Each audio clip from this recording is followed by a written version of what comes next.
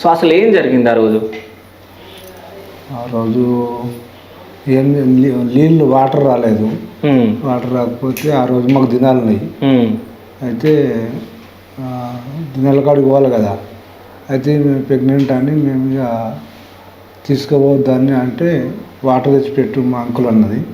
నేను వాటర్ తీసుకొచ్చాక కూడా పాలు తీసుకొచ్చింది. పాలు తీసుకొచ్చి ఛాయ్ పెట్టింది.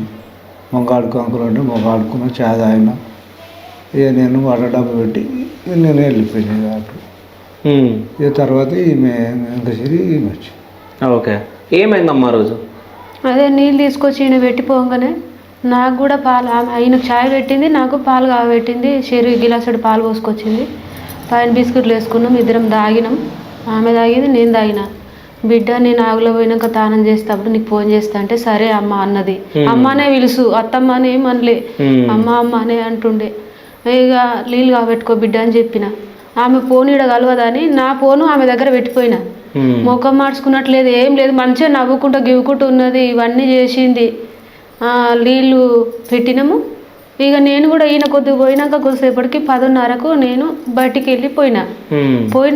ఇక పోయినాక మా ఆయనతోటి అమ్మాయికి ఫోన్ చెప్పి నీళ్ళు తానం చేస్తుంది, ఆడ నీళ్ళు కాబెట్టుకోమని చెప్పినాం కదా అన్న. అంటే మీరు ఆగులో పోయినాక నాకు ఫోన్ చేయరని చెప్పింది. సరే అని చెప్పినాం. అన్నాక అడిగి పోయినాక ఫోన్ చేసినాక ఈయన ఫోన్ లావట్లేదు. ఈయనతోటి ఫోన్ లావటకపోతే అంత ఇంకో మా మరిది ఉన్నాడు. ఆ మరిదితోటి కూడా ఫోన్ చేయించిన, నా ఫోన్కు అన్నట్టు. ఆమె ఫోన్ కలవది, నా ఫోన్కే చేపిస్తే ఆయనతోటి కూడా ఫోన్ కలవలేకపోతే మళ్ళా మా కొడుకే వచ్చిండు. నా కొడుకు వచ్చి అరే అమ్మాయికి ఫోన్ చేయి బిడ్డ, తానం చేసిందో లేదో అని. కూరలు వారబెడతానికి పొద్దుగాల 7 గంటలకే పోయిండు అన్నట్టు నా కొడుకు. ఇక్కడనే ఆ కూరలు పెట్టుకుందామని అందరం ముగ్గురం కలిసి ఒక రోజు పోయి పెట్టొచ్చినాం. పెట్టొస్తాను 7 గంటలకే పోయిండు, పారబెడతాను పోయిండు. పోయితే రాగానే ఫోన్ చేయి బిడ్డ అని నేను అన్నా. అనగానే 5 సార్లు ఫోన్ చేసిండు సారు.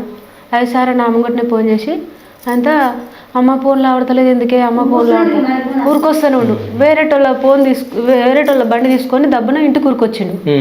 ఇంటికి ఊరికొచ్చి ఇక ఆయన ఇంటికాడ ఏం చూసిండో నాకు తెలియదు ఆ సంగతి. కానీ మళ్ళీ రిటర్న్ నా దగ్గర ఊరికొచ్చిండు.